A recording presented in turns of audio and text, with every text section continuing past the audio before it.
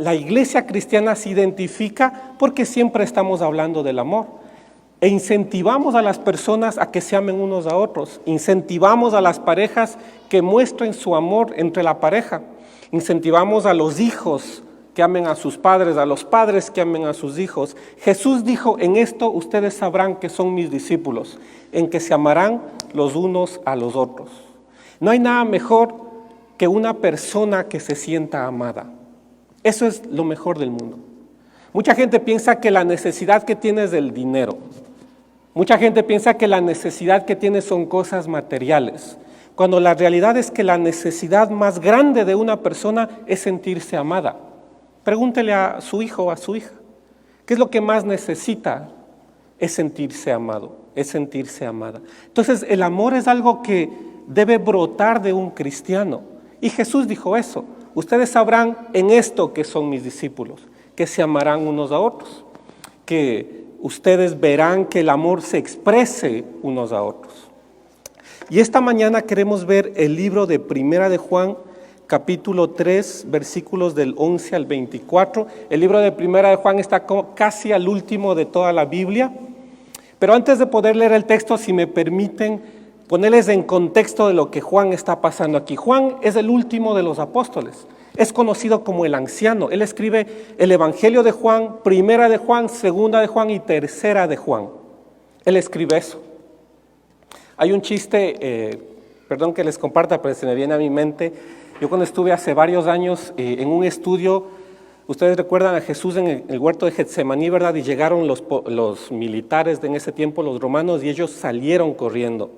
Y resulta que corrió Pedro y corrió Juan, y dice el texto bíblico, según este amigo que el profesor decía, ustedes saben por qué es que le agarraron a Pedro y por qué es que Juan pudo escapar, y decía porque Pedro tiene solamente hasta segunda y Juan tiene hasta tercera, decía, y por eso es que pudo ir más rápido y escapar.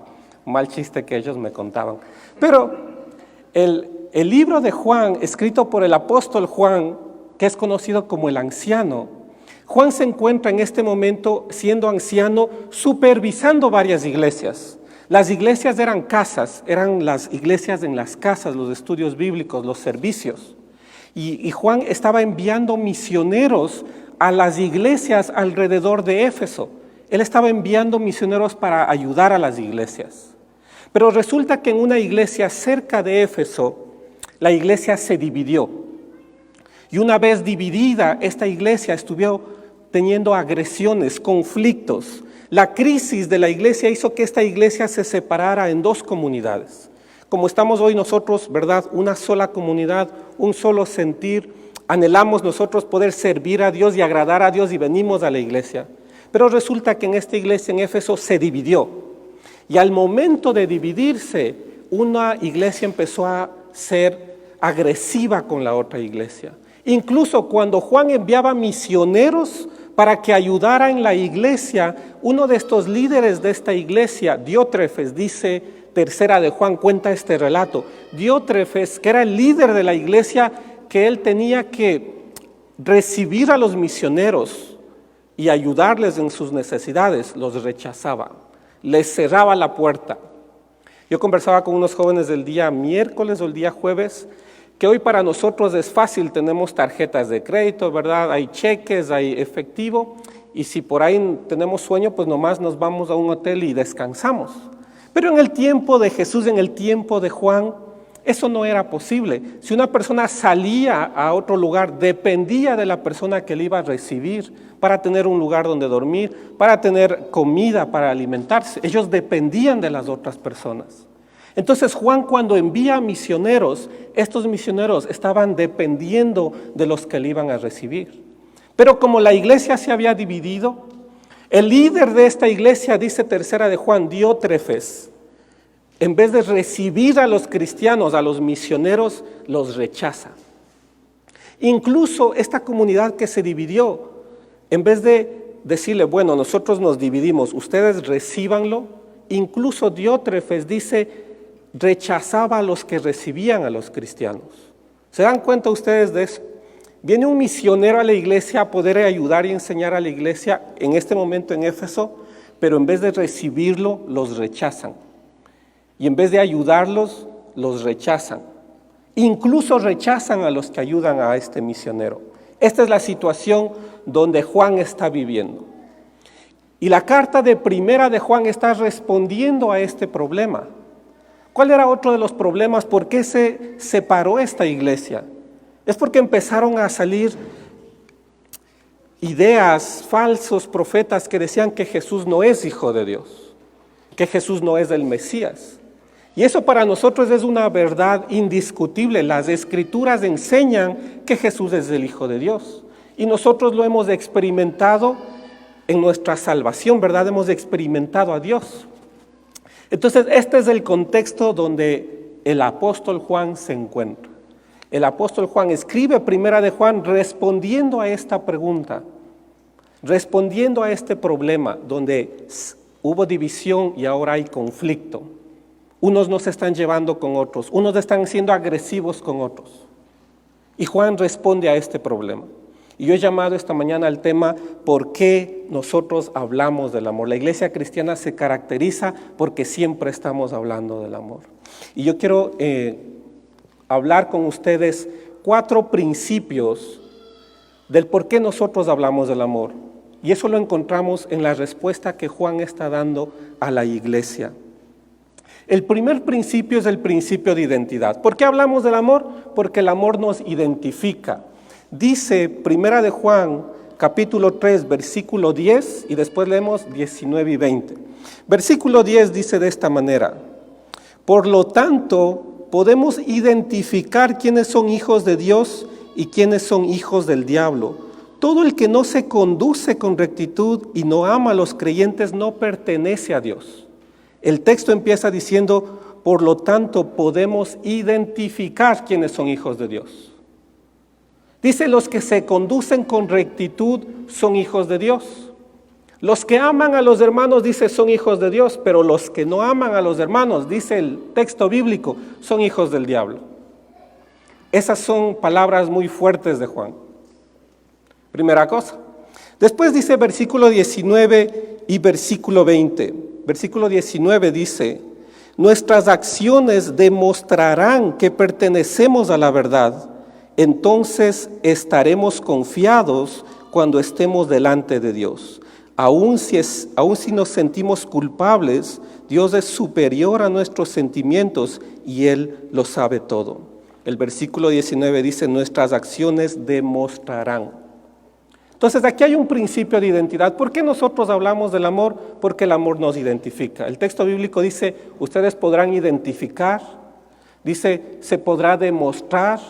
Esos son criterios sobre la identidad del creyente. Es muy triste ver cuando siempre nosotros decimos, ¿te acuerdas de tal amigo, verdad? Oh sí, el amigo ese que siempre se emborrachaba, ¿verdad? Entonces sí, ese amigo mismo. Y tenemos como identificado a varias personas por sus acciones.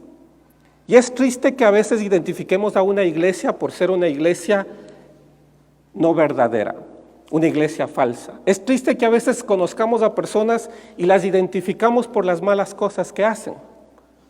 Cuando nosotros como cristianos debemos identificarnos por nuestras acciones.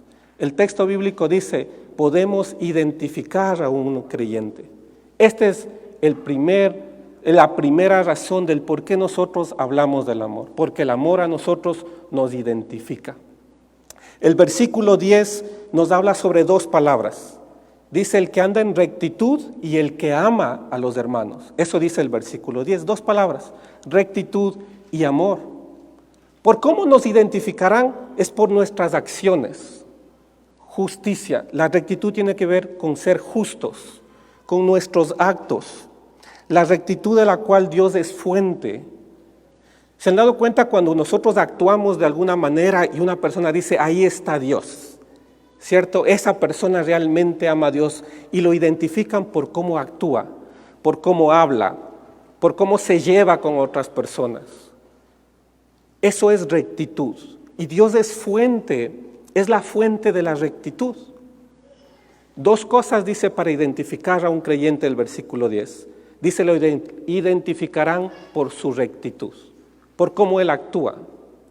con otras personas. Hay una segunda palabra y es amor. La palabra amor, decía el pastor Alfaro, hay varios tipos de amor. Pero uno de los amores del cual la Biblia habla es del amor ágape. Todos hemos escuchado de ese amor, ¿verdad? Un amor desinteresado hacia la otra persona. Aquí la Biblia, el texto bíblico en el versículo 10, cuando habla de amor, utiliza la palabra agapao. ¿Qué es un verbo? Es una acción. Esta palabra agapao se entiende de la mejor manera cuando lo ponemos en estas palabras. Abrazar la visión de Dios o abrazar el anhelo de Dios, no solamente para mí, pero también para el prójimo. En ocasiones queremos de Dios solamente para nosotros lo bueno, pero nos olvidamos de querer eso mismo para la otra persona. ¿Cuál es la visión de Dios o el anhelo de Dios? Es que yo quiera lo mismo que yo quiero de Dios para mí, eso mismo querer para la otra persona. Ese es el anhelo de Dios. ¿Qué es lo que yo quiero de Dios para mí? Su salvación, ¿verdad? Su gozo, su paz. Eso mismo, anhelar para el prójimo, eso es amor. La palabra agapao, eso es amor. Entonces, dice el texto bíblico, se podrá demostrar y podremos identificar quiénes son hijos de Dios, por cómo actúan y por cómo se llevan con otras personas, lo que yo anhelo para la otra persona. En vez de anhelar para la otra persona que le vaya mal, yo anhelo para la otra persona lo mismo que Dios anhela para la otra persona. Eso es amor, eso es agapao. Dos cuestiones importantes para identificar a un creyente, dice el texto bíblico, rectitud y amor. Rectitud son los actos de justicia que yo tengo hacia los demás. La honradez que yo tengo hacia los demás. Y el amor es abrazar la visión de Dios, no solo para mi vida, pero también abrazar la visión de Dios para la otra persona. Qué agradable es ver cuando los padres anhelan tanto que sus hijos les vaya bien, anhelar lo que Dios quiere para mí y eso mismo anhelo yo para mis hijos. Eso mismo que yo anhelo de Dios para mí, eso mismo yo anhelo para el prójimo, para el que está cerca. Eso es el principio de identidad. ¿Por qué nosotros hablamos del amor? Porque el amor es un principio de identidad. A nosotros el amor nos identifica, o esperemos que nos identifique el amor. Juan le está hablando a sus oyentes y les está diciendo, hermanos, Dios es amor. El libro de Primera de Juan se divide en dos partes. La primera parte del capítulo 1 al capítulo 3 habla de que Dios es luz. Y ante esta situación de que hay división en la iglesia y hay falsos profetas y hay falsas enseñanzas, Juan en la primera parte les dice, Dios es luz y ustedes deben actuar como gente de luz. Y luego en la segunda parte donde nosotros estamos, del capítulo 3, versículo 11 en adelante, Juan nos va a hablar de que Dios es amor. Y porque Dios es amor, nosotros, dice, debemos ser representantes de que es Dios. Y si Dios es amor, nosotros debemos andar como Él anduvo, dice el texto bíblico, ¿verdad? Entonces, ¿por qué nosotros hablamos del amor? Porque el amor nos identifica. Y esperemos realmente que el amor nos identifica. Este es el primer principio. Todos estamos claros, ¿verdad? Amén. No, amén. Ahí vamos, hermanos, no se preocupen. Hay un segundo principio que el texto bíblico nos enseña del por qué hablamos nosotros del amor, porque es un principio de conocimiento. Vamos a leer dos versículos. Primero leemos el versículo 11 y después leemos el versículo 18. Dice el versículo 11, este es el mensaje que ustedes han oído desde el principio, que nos amemos unos a los otros. Sabemos lo que es el amor ahora. Amor es abrazar la visión de Dios para mí, esa misma visión anhelar para la otra persona. Eso es el amor. Entonces, el versículo 11 dice, este es el mensaje que ustedes han oído, que se amen los unos a los otros. Después, el versículo 18 nos dice, queridos hijos, que nuestro amor no quede solo en palabras, mostremos la verdad por medio de nuestras acciones. El primer versículo nos dice qué hacer. ¿Qué es lo que debemos hacer? Amarnos unos a los otros. El segundo versículo, el versículo 18, nos dice cómo hacer esto. ¿Y qué dice el versículo 18? que no quede nada más en palabrerías, que se demuestre el amor con acciones. Eso es importante. El amor es la fuente del conocimiento. Ustedes se han dado cuenta que cuando uno ama a alguien, cuando uno le agrada a la otra persona, uno sabe de la otra persona. ¿Por qué hablamos nosotros, hermanos, del amor? Porque es un principio de conocimiento. El amor nos acerca a la otra persona y queremos ayudarles. Las iglesias cristianas, hace varios siglos atrás, eran las encargadas de las ayudas, antes de que hubieran fundaciones, antes de que hubieran ONGs, antes de que hubieran todas esas cosas. Las iglesias eran las encargadas de poder ayudar a la comunidad y ayudar a las personas que estaban en necesidad. Pero ¿por qué hacían esto las iglesias? Porque decían, el amor a nosotros nos debe identificar y debemos ayudar. Entonces el amor nos acerca a la otra persona y cuando nos acerca a la otra persona, las ayudamos, conocemos sus necesidades.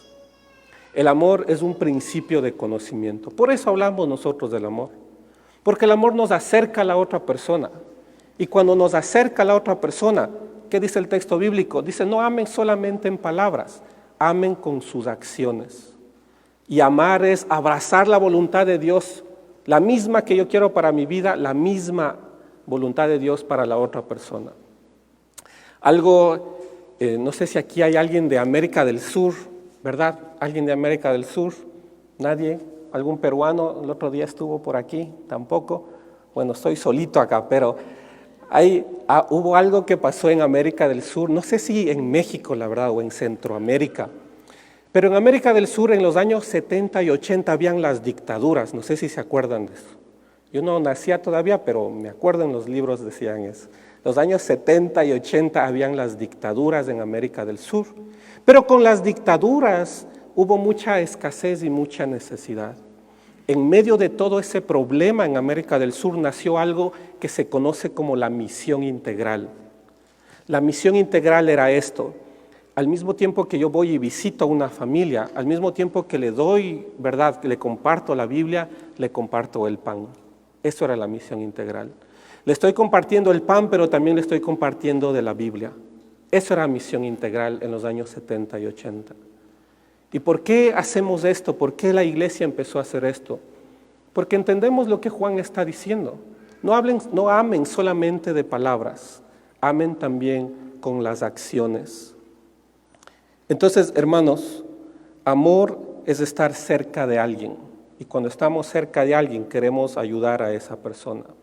Y una vez más, a veces cuando uno se encierra en ese momento de que lo único que necesitamos es dinero, o lo único que necesitamos son buenas cosas, o lo único que necesitamos es una casa muy grande, la real necesidad de la gente es sentirse amada. La real necesidad de la gente, de un hijo o de una hija, es sentirse amados. Esa es la real necesidad. ¿Por qué nosotros como iglesia incentivamos a la gente que se amen unos a otros? Amar es esto, lo mismo que yo quiero para mi vida de Dios, eso mismo anhelar para la otra persona. ¿Y por qué anhelamos que la iglesia cristiana ame a su prójimo? Porque cuando está cerca, le empieza a ayudar. Es un principio de conocimiento. Eso pasó en América Latina, en América del Sur en los años 70 y 80, cuando la iglesia empezó a ver toda la necesidad que tenía y al mismo tiempo que les llevaba la Biblia, el mensaje, les llevaba el pan, el alimento.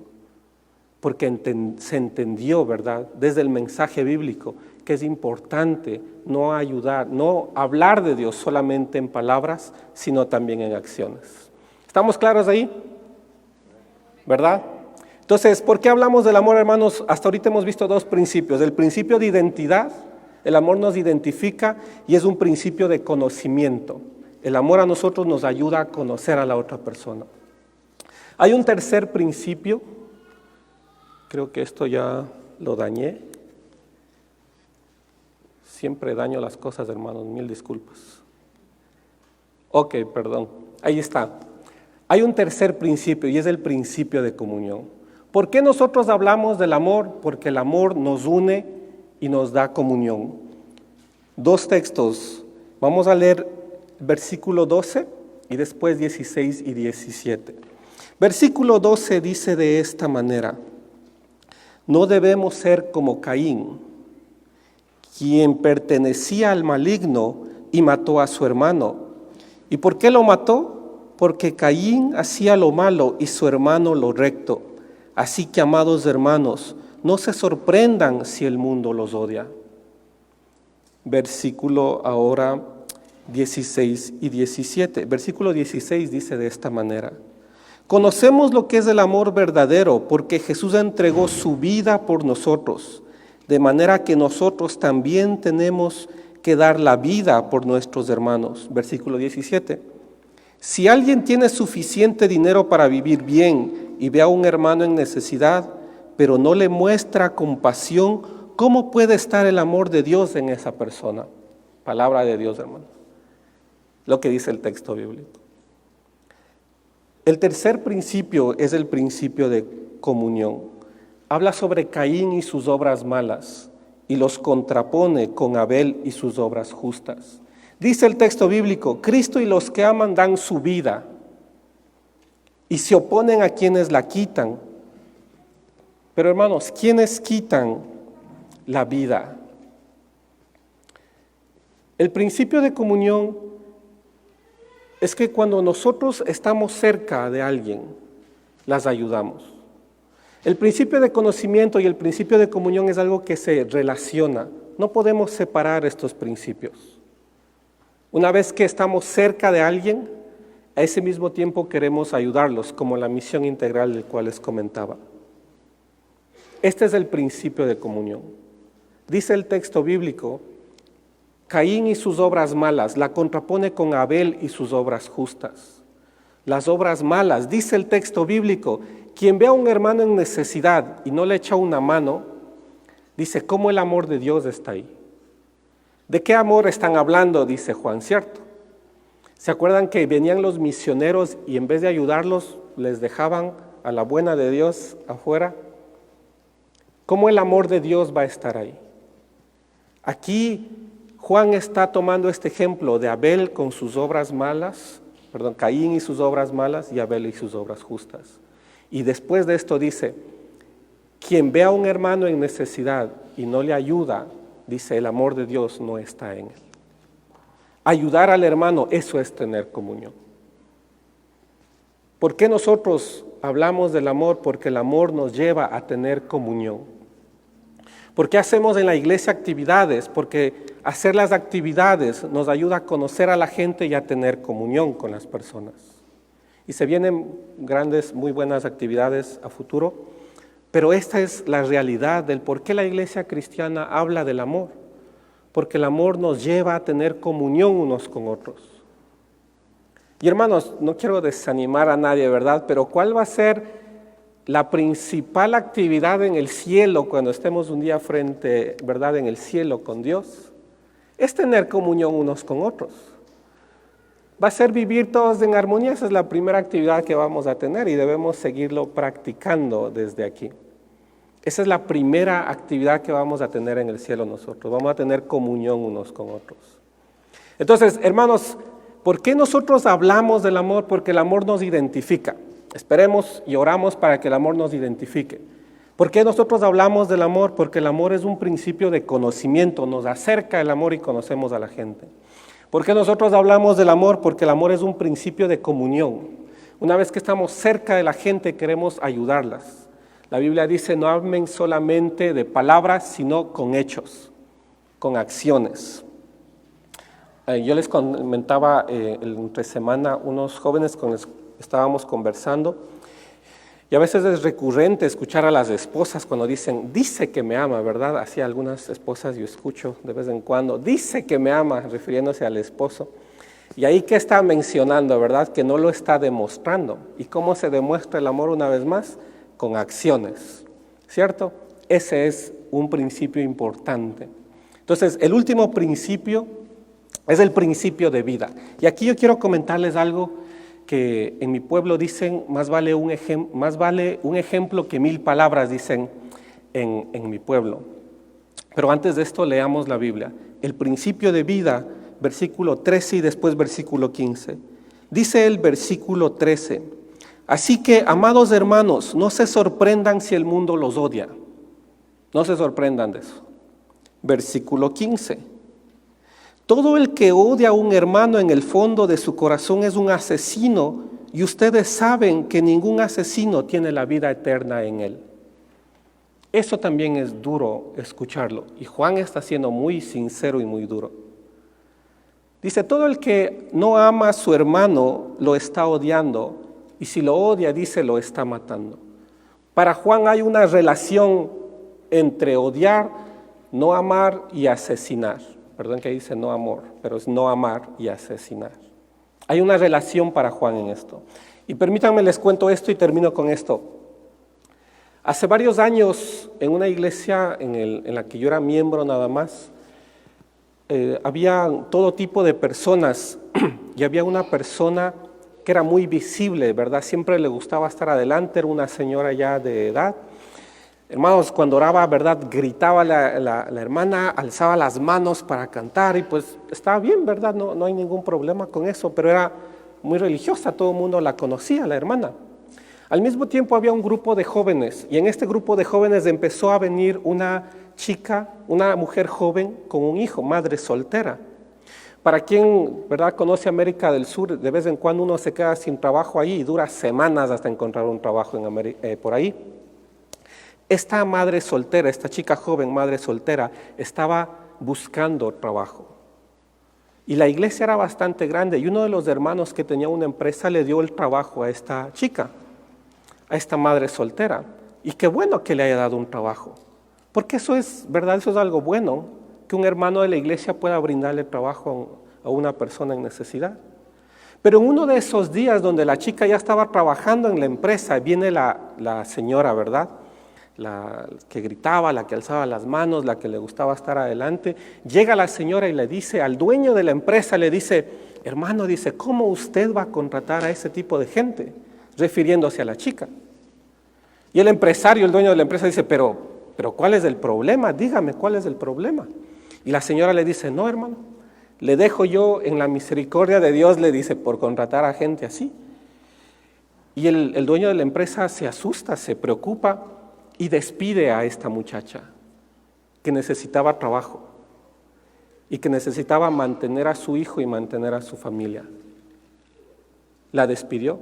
Nosotros que éramos de ahí del grupo de jóvenes vimos cómo al final esta chica empezó a trabajar en lugares muy malos. Empezó realmente a vivir de una manera muy mala. Ese es el ejemplo de lo que Juan está diciendo cuando dice que el que no ama odia y el que odia asesina. Esta señora literalmente la estaba matando a esta chica, porque lo único que estaba buscando esta chica era un medio de vida, honesta para ella y para su hijo. Pero con las murmuraciones y los chismes, lo que hizo esta señora fue, literalmente estaba matando a esta muchacha. Ese es el ejemplo de lo que no debemos hacer nosotros. El amor es un principio de vida y Juan dice, el que no ama está odiando y el que odia, dice, está matando a otra persona. Y ese es el ejemplo de lo que nosotros no debemos hacer. De Jesús nosotros tenemos el ejemplo de que de Jesús brotaba vida. Todos querían acercarse a Jesús porque de él brotaba vida. Uno iba a encontrar un empuje para la vida en Jesús. Y todos querían ir donde Jesús, porque en Jesús uno encuentra ese empuje para una vida digna, para salir adelante, para experimentar ese amor de Dios. Y nosotros debemos tener en nuestra mente y en nuestras acciones estos principios, que de nosotros brote vida y que no brote muerte. El ejemplo de esta señora es el ejemplo de lo que Juan está diciendo. Existe una relación entre odiar, entre no amar y asesinar. Entonces, ¿por qué nosotros hablamos del amor? Porque el amor es un principio de vida. Nosotros hablamos del amor porque el amor es un principio de comunión. Hablamos del amor, hermanos, porque el amor es un principio de conocimiento. Y hablamos del amor porque el amor a nosotros como cristianos nos identifica. La Biblia dice, si dicen andar con Él, con Jesús, ustedes deben andar como Él anduvo. ¿Y cómo anduvo Jesús? Él se identificaba. Juan está diciendo, Jesús, que es amor, Dios, que es amor, se identifica. Es un principio de identidad del amor, es un principio de conocimiento, un principio de comunión y un principio de vida. No sé si me captan, ¿verdad? 4 principios. Y esperamos nosotros como iglesia identificarnos de esa manera, tener estos 4 principios. Y termino con este texto, es el versículo 14. Si ustedes se han dado cuenta, hemos estado haciendo una dinámica de ir achicando el versículo. Y este es el versículo que yo creo es el texto que resume los 4 principios. Dice el versículo 14, nosotros hemos pasado de la muerte a vida y lo sabemos porque amamos a nuestros hermanos. El que no ama aún está muerto. Nosotros, la comunidad, comunión, hemos pasado de muerte a vida. Ese es el principio de identidad. Y lo sabemos porque amamos a nuestros hermanos. Principio de conocimiento. El que no ama aún está muerto. Ese es el principio de vida. Hermanos, anhelamos nosotros que este mes de febrero, ¿verdad?, se terminó y la sociedad estaba incentivando al San Valentín porque el amor es importante. Esperemos que no se termine nuestro amor en febrero y que continúe todo el año.